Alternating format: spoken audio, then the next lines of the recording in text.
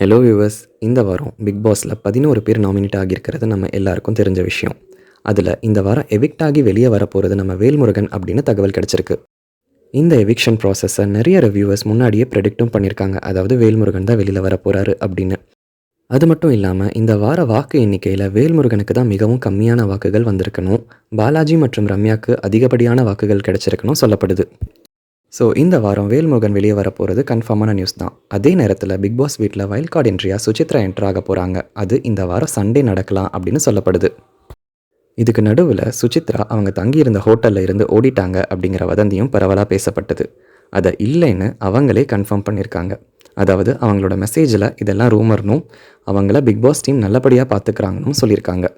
எது எப்படியோ சுச்சியோட என்ட்ரிக்கு அப்புறம் பிக் பாஸ் வீடு ரணகலமாக ஆகுமான்னு வெயிட் பண்ணி தான் பார்க்கணும். இந்த வீடியோ உங்களுக்கு பிடிச்சிருந்தா நம்ம சேனலுக்கு சப்ஸ்கிரைப் பண்ணி சப்போர்ட் பண்ணுங்கள். தேங்க்ஸ் ஃபார் வாட்சிங்.